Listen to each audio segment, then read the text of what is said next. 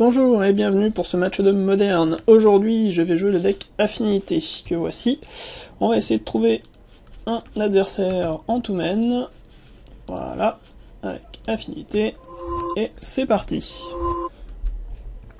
Voilà, donc c'est lui qui choisit s'il commence ou pas. On a une main avec 2 créatures et 2 Nexus. Bon, on va la garder, elle est pas géniale, mais bon.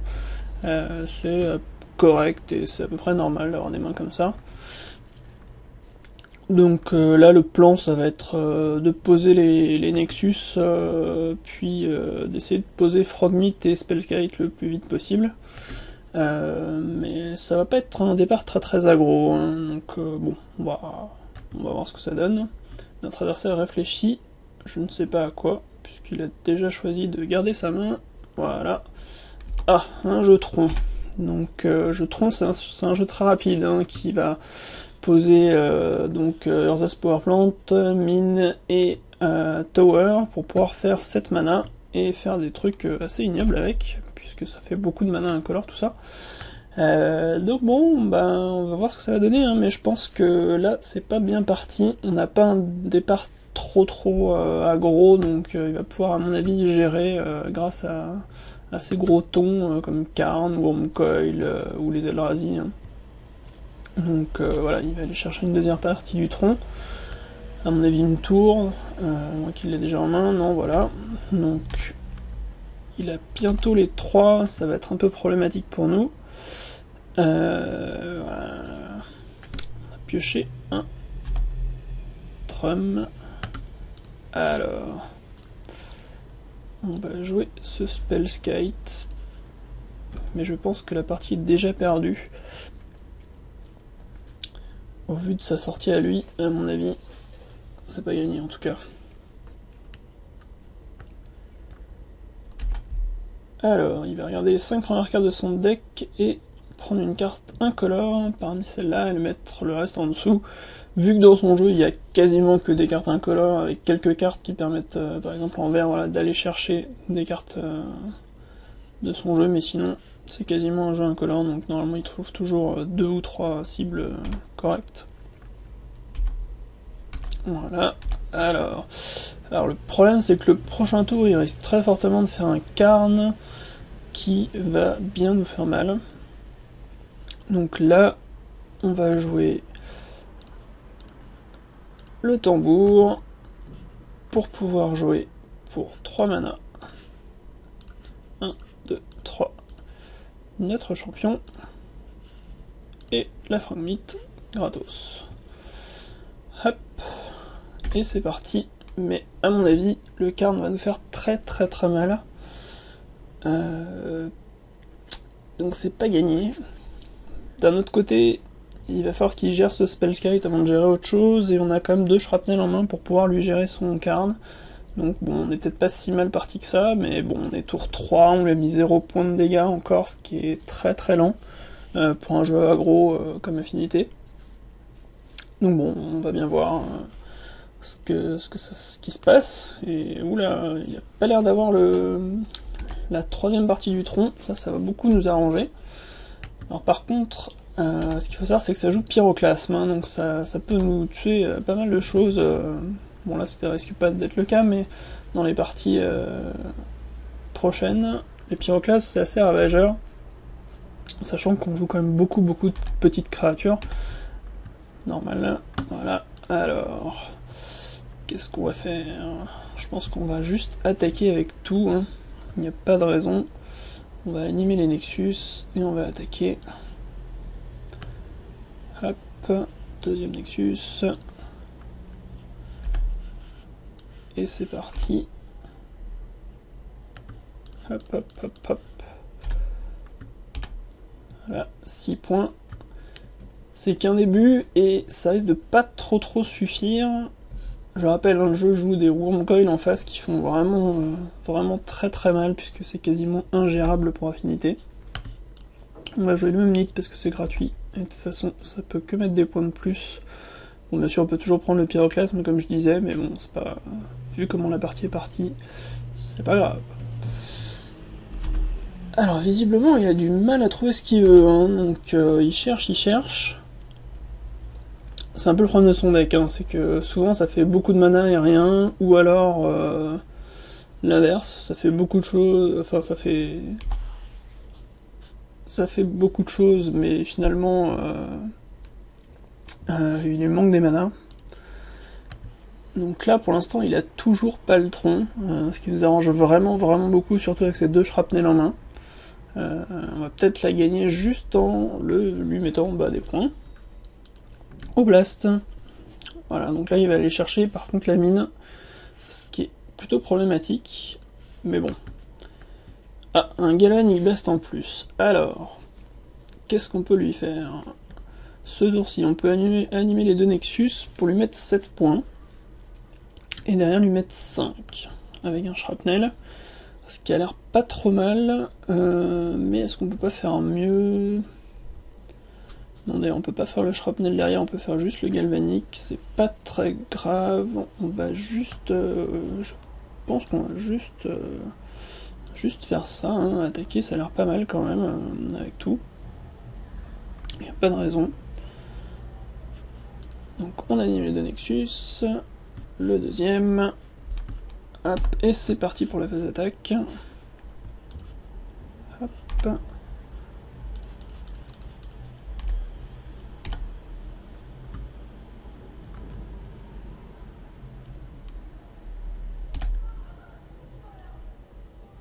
Voilà, il est à 7.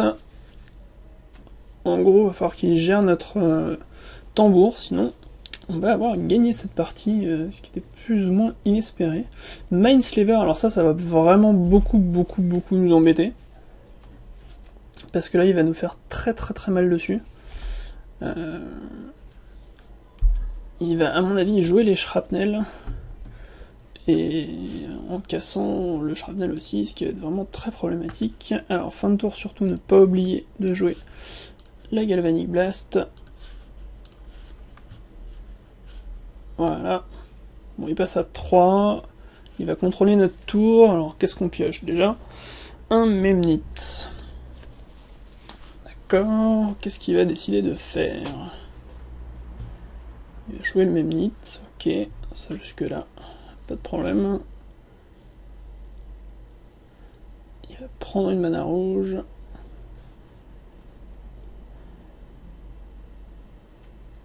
Il va jouer un shrapnel, mais alors... Il va jouer un shrapnel sur Memnite, sur Frogmeat en sacrifiant un Memnite. Ça a l'air pas très bien. À moins qu'il ait beaucoup encore d'autres Mindslaver.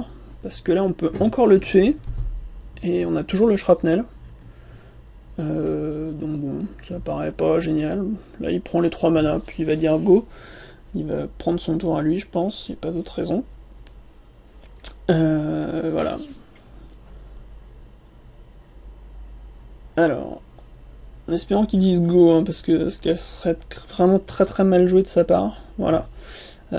Sachant qu'il peut payer les points de vie, hein, sur Spellkite pour rediriger autant de fois qu'il veut. Donc en fait il nous avait tué. Là c'était vraiment pas très bien joué du tout de sa part. Visiblement, bon, là il a l'Academy Ruins, donc je pense qu'il va faire Mindslaver infini, voilà. C'est pour ça qu'il peut se le permettre. Mais il a vraiment pas très bien joué du tout, hein. On va lui faire perdre du temps. Tout simplement parce que sur MTGO, des fois les parties se gagnent au temps, il faut le savoir. Et clairement la partie a déjà duré pas mal. Il lui reste 19 minutes. C'est un jeu qui est assez lent en face, donc il n'y a pas de raison qu'on lui offre ça. Voilà. On va aussi voir s'il pense pas à ce coup de Spellkite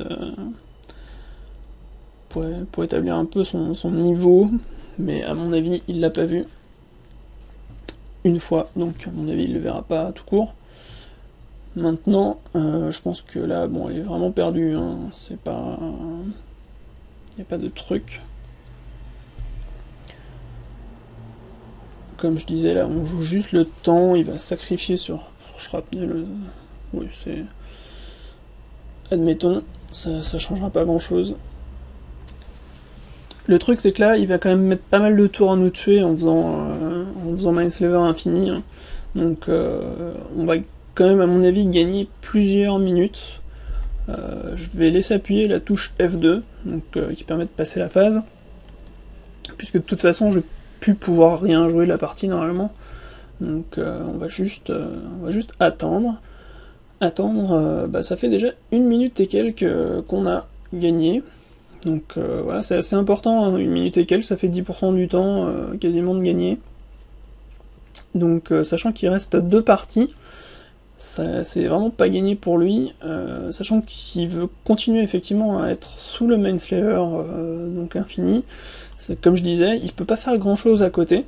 Donc là typiquement il va prendre 12 mana, je ne sais pas pourquoi, mais 13, un Karn, 6 mana, un Mindslaver, admettons.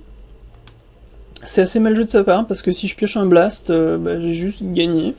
Donc voilà, bien pour lui, retirer la montagne ça sert absolument à rien.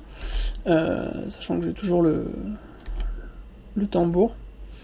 Voilà, cranial. Alors cranial, est-ce que ça me fait gagner? Eh bien non, puisque je vais devoir payer un de plus. Oui, non, je n'ai pas gagné du tout, malheureusement. Alors, est-ce que je le ferais pas passer plutôt à 1? Ça a l'air d'être plutôt une bonne idée, parce que s'il reloupe un coup de Mindslaver, eh ben, il va donc mourir. Alors que là, si je pose le cranial plating, je peux pas activer puis équiper, ça me coûte 4 mana. Donc on va faire ce que j'ai dit tout à l'heure, c'est-à-dire attaquer avec les 2 Nexus. Sachant que je vais attaquer avec un Nexus sur le Karn et un Nexus sur lui. Parce que comme ça va éviter que le Karn me casse quelque chose d'autre au prochain tour. Alors, le premier Nexus sur le Karn, le deuxième sur mon adversaire, hop, c'est parti, voilà, il est à 2. Donc vous voyez, hein, il lui reste à peu près 20 minutes quand on a déjà perdu cette partie en fait, et qu'il a juste fait Mindslaver infini. Je pense que gagner du temps est vraiment une bonne idée sur MTGO, hein. On le dira jamais assez, puisque il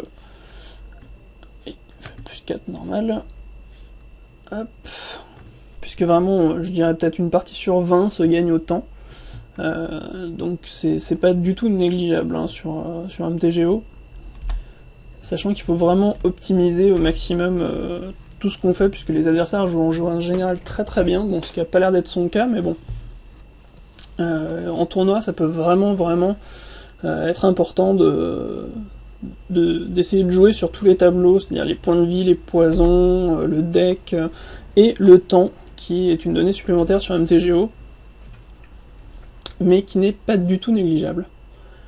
Donc, alors, qu'est-ce qu'il va nous faire cette fois-ci? Je pense qu'il va commencer... Ah non, il recommence un Mindslaver pour gagner de la mana, puisqu'il a déjà activé l'autre. Hop.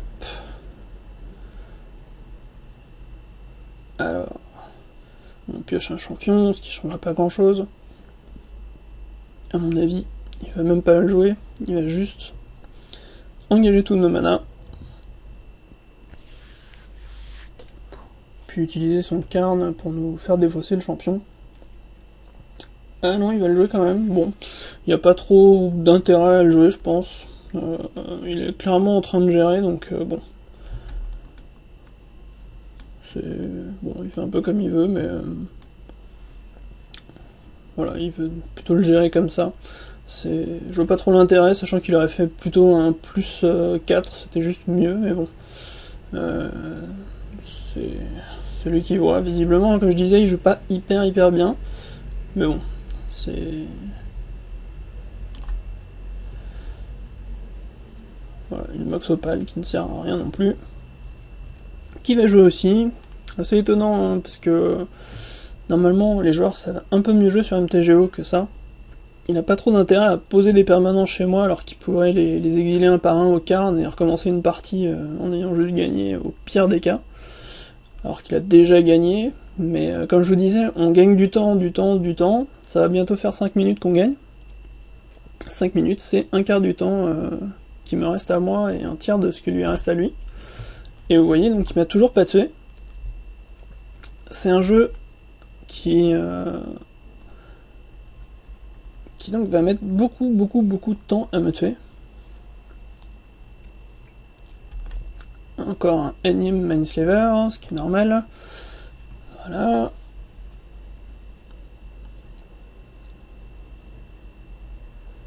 Je sais pas trop comment il avait décidé de me tuer, hein, parce que là il a quand même sacrifié son Karn pour rien. Alors qu'il pourrait avoir un Karn à 10 déjà, ou à 11 même. Voilà, donc il va récupérer son Mindslaver comme d'habitude. Mais pour l'instant il a pas l'air décidé à me tuer, donc on va continuer à faire des F2 en attendant que qu'il se plante tout seul, ou je ne sais pas. Ouais, jouer le Spellskite, toujours aucun intérêt. J'ai l'impression qu'il a vraiment envie de perdre autant. Je ne sais pas. Il fait de la mana. 2 mana, oui. 3 mana, ok, si tu veux. Ça sert complètement à rien. Je rappelle qu'il avait déjà gagné il y a très longtemps en changeant la cible d'un Shrapnel Blast une dizaine de fois. Ça m'aurait tué puisque il peut payer les 2 lives pour moi. Hein, vu qu'il prend le contrôle de mon tour, il prend aussi mes actions sous contrôle, et il peut donc me tuer au Spellskite. Ce qui implique sur MTGO de mettre tous les effets aussi dans la pile, et ce qui ne se fait pas naturellement, puisque quand on veut faire un effet en réponse à un de ses propres effets, il faut appuyer sur une touche qui, de souvenir, est la touche contrôle, sinon ça ne fonctionne pas. Ah, bah là il m'a laissé carrément la priorité. De pouvoir jouer un tour. Alors ça c'est très mal joué, puisque si j'avais tiré n'importe quel blast il serait mort. On va jouer ce même nid de toute façon, et on va continuer à gagner du temps. Attaquer avec le Spellskite, ça sert absolument à rien. Donc voilà. J'ai pas très bien compris pourquoi il avait arrêté de faire Mindslaver infini, mais bon. Alors, 4 mana. Mindslaver. Jusque là, on est d'accord.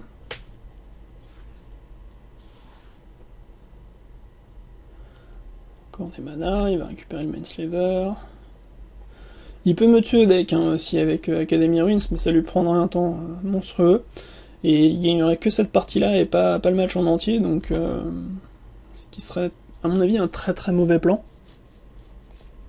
Donc bon, pour l'instant, comme je vous dis, on attend qu'il se fasse des erreurs tout seul. Il va jouer un pyroclasme pour tuer une seule créature, c'est pas très rentable, mais bon. Enfin, à moins qu'il en ait un deuxième pour tuer le Spellskite, mais bon, c'est pas génial non plus.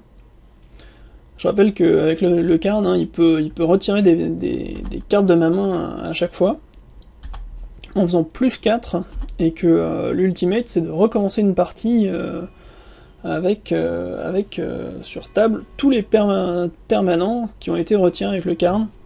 Donc ceux qui ont été retirés depuis la main, mais aussi ceux qui ont été retirés depuis le jeu, avec le -3. Donc Karn c'est vraiment très fort quand c'est bien joué forcément, mais visiblement c'est pas ce qu'il a envie de faire. Donc je pense qu'il attend tout simplement une Wurmcoil qui risque de mettre du temps à arriver, et voilà, il a trouvé un Emrakul, il va enfin pouvoir me tuer. Mais bon, pour l'instant, c'est pas gagné du tout pour lui, puisqu'il ne reste que 12 minutes et demie. Un Mindslaver.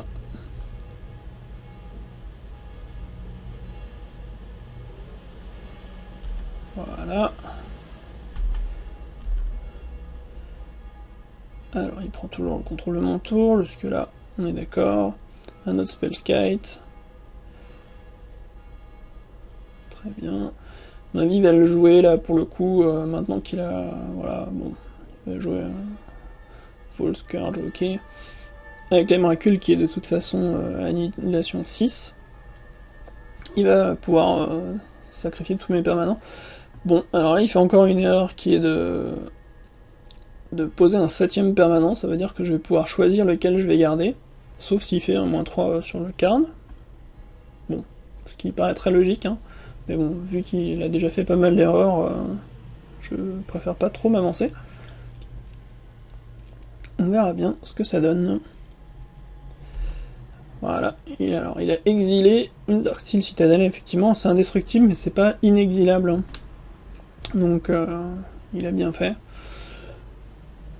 Là, pour le coup, hop, ça va être les miracules. 10, 12, 13, 14.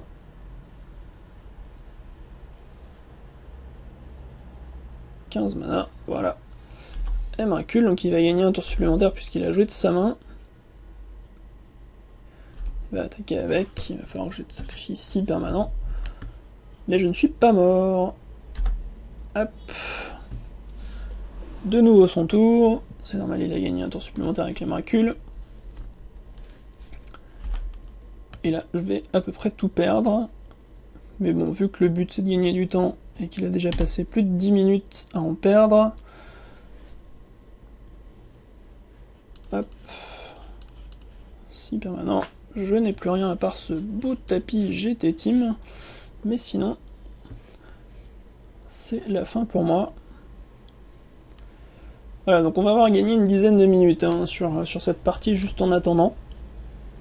J'espère vous montrer soit gagner les deux autres d'après, soit qui perdent autant. Mais c'est clairement possible. Hein. Donc je pense avoir bien fait. Là, il va jouer des choses qui servent complètement à rien, puisque j'ai plus rien. Et il est juste en train de perdre du temps, donc ce qui nous arrange. Un Eye of Ugin. Ouais, bon, il va chercher d'autres Eldrazi s'il veut, il n'y a pas de soucis. Hop, on va poser le Glimmer Void, ça sert à rien de toute façon. Hop, ça lui fait encore perdre du temps parce qu'il doit appuyer sur OK. Voilà, ça nous fait gagner 2 secondes, mais bon, c'est 2 secondes, ça peut jouer. Voilà. Encore, qu'est-ce qu'il va nous faire fin de tour? 6, 7 mana, oui, il va aller chercher son Eldrazi. Ouais, je pense que il est. Voilà, donc je confirme, hein, la Wurmcoil, il la joue bien. Alors, AFUI, effectivement, ça peut aller chercher n'importe quelle colorless créature, hein, pas que un Eldrazi. Donc une créature artefact peut tout à fait être allée chercher sur un eye. Voilà. Alors, le side. Les Blood Moon vont être, à mon avis, un peu obligatoires, puisque son jeu est vraiment basé sur la base de mana du tronc. Donc on va rentrer les 4 Blood Moon. Les canonistes servent absolument à rien, puisqu'ils jouent que des sorts artefacts, et de toute façon on joue très peu dans un tour, donc il n'y a pas de raison vraiment de rentrer les canonistes. Les Rule of Law, c'est un peu la même chose. Ça, c'est vraiment des cartes qui sont contre combo. Hein. Il y a des jeux Storm qui existent dans le format et qui sont très joués sur MDGO, donc il vaut mieux en avoir un peu en side, des choses comme ça. Alors, les Spell Pierce, par contre, je pense que je vais les rentrer aussi, sachant que en fait, il va rentrer des pyroclasmes qui vont vraiment beaucoup nous embêter. Et ça, en plus, ça permet de contrer tout ce qui va être les Sylval Scrying et compagnie qui vont chercher des terrains bien spécifiques. Alors, les Spellskite, contre lui, ça sert absolument à rien, il a très peu de choses qui ciblent. Effectivement, ses anti-bêtes, ça va être des pyroclasmes. Bon, il va avoir aussi des anciennes grudges hein, en side, mais bon, c'est pas le pire qu'on puisse prendre. Enfin, c'est déjà très embêtant, mais c'est pas le pire. Je préfère avoir quand même des Spell Pierce et des Blood Moon que d'avoir des Spellskite qui servent à rien. Maintenant, la question c'est de savoir qu'est-ce que je retire d'autre, sachant que il faut quand même être assez aggro, donc retirer des bêtes c'est pas génial, mais bon, je vais quand même retirer 2 champions qui coûtent 3 mana, donc qui sont un peu lents contre lui. Et bon, on va essayer de retirer quelques petites autres choses, puisqu'il me reste encore 2 choses à retirer. On va retirer 2 Shrapnel, qui sont des cartes très bien contre les jeux créatures, comme les Tarmogoyf et compagnie, qui sont quand même très gros. Donc pour les gérer c'est pas trop mal, mais lui ses bêtes sont vraiment trop grosses et de toute façon on les gérera pas au blast, ça va vraiment être des cartes pour finir. Donc bon voilà. En plus ça coûte 2 mana, c'est un peu cher on va dire. On va donc commencer cette partie. Et est-ce qu'on la commencerait pas par un mulligan? C'est une très bonne question. On n'a qu'un signal peste, on peut pas vraiment trop lui mettre la pression. Et en plus on va pas gagner beaucoup de temps, donc oui, on va faire mulligan. pas de land, donc là, ben, remulligan, hein, il n'y a pas trop le choix. Hop. On a une main pourrie, donc remulligan, bah dis donc, c'est pas gagné. On va pas faire mulligan à 3, ça ne servira pas à grand chose, on va juste jouer ce Memnit. On a fait des mains vraiment très mauvaises, hein. Tirer 0 source de mana 2 fois, c'est vraiment horrible. On a fait des mains vraiment très moches. En plus, on va même pas pouvoir gagner autant puisqu'il va nous tuer avant, je pense. Donc c'est vraiment pas très bien là, hein. C'est un peu horrible. Mais bon, on va voir, il lui reste 9 minutes et demie. Sur un miracle, on peut placer une Blood Moon et il pourra... ouais, ça va vraiment être très compliqué, à moins de piocher vraiment tout dans l'ordre et que lui il n'ait pas grand chose en main. Il a même pas fait mulligan, il a une carte. Bon, j'y crois très moyen là. Ça va être très compliqué. Encore une Blood Moon qui ne sert à rien. Toujours pas de mana. C'est vraiment une horreur. Donc bon. Continuons. Mais j'ai pas trop de... d'a priori sur cette partie en vous disant qu'on va la perdre. En plus, il a même pas allé chercher sa dernière carte du tronc. Il l'avait déjà en main. Donc bon, bah là c'est fini, hein, clairement. Je suis désolé pour cette game 2 qui ressemble complètement à rien, et bon, voilà. Mais bon, ça fait partie du format.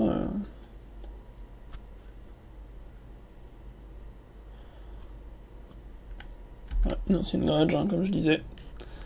C'est juste... bon, là, juste perdu hein, complètement cette partie. Plus aucun moyen de revenir. À moins qu'il est vraiment, ouais, voilà, avec un œil, il va aller chercher n'importe quelle créature, il va nous tuer avec. Et ce sera fini. Voilà, donc on continue à tirer rien, ce qui est assez horrible, hein, parce que je rappelle quand même que dans le jeu, il y a énormément de sorts ou de terrains qu'on peut piocher. On a quand même 17 terrains, donc plus 3 mox, 4 Memnit, 4 Ignal Pest, 4 tambours et 4 Volscourge qu'on aurait pu jouer, mais non, on a décidé de piocher rien du tout. Voilà, donc hop, on va lui laisser gagner sa ronde quand même, mais bon, c'est un peu décevant. Voilà, il va aller chercher très certainement une Wurm Coil qui va finir cette partie vite fait, bien fait. À moins qu'il ait un Eldrazi pas trop cher dans son jeu. Non, voilà, une Wurm Coil, ça m'étonne pas trop. Il va la poser, ça sera donc perdu, puisque pour la gérer, on a à peu près rien. Voilà, une Wurm Coil. Hop.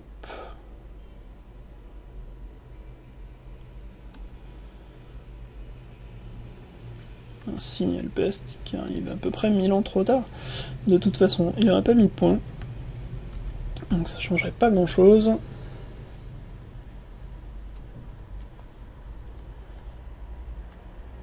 Il a encore des choses à faire fin de tour. Non, il va juste prendre une mana verte, je sais pas pourquoi, non pour rien, juste pour piocher sur la Chromatic Sphere.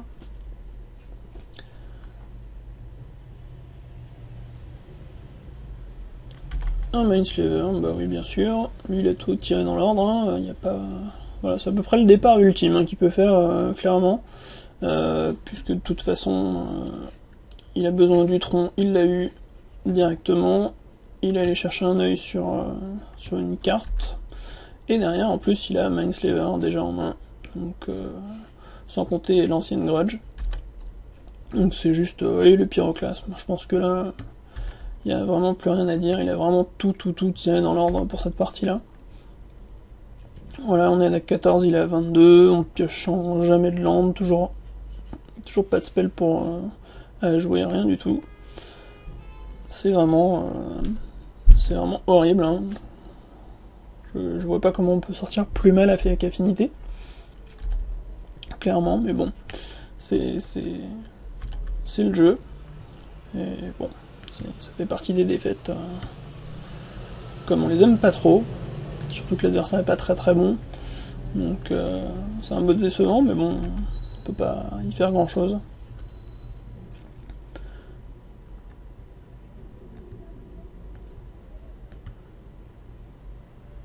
je sais pas trop ce qu'il cherche à faire. Oui, il va encore chercher des créatures. Il veut me tuer ce tour-ci, je pense qu'il va faire un émercule. Hop. Avec ses 4 tours. C'est vraiment un peu abusé là quand même.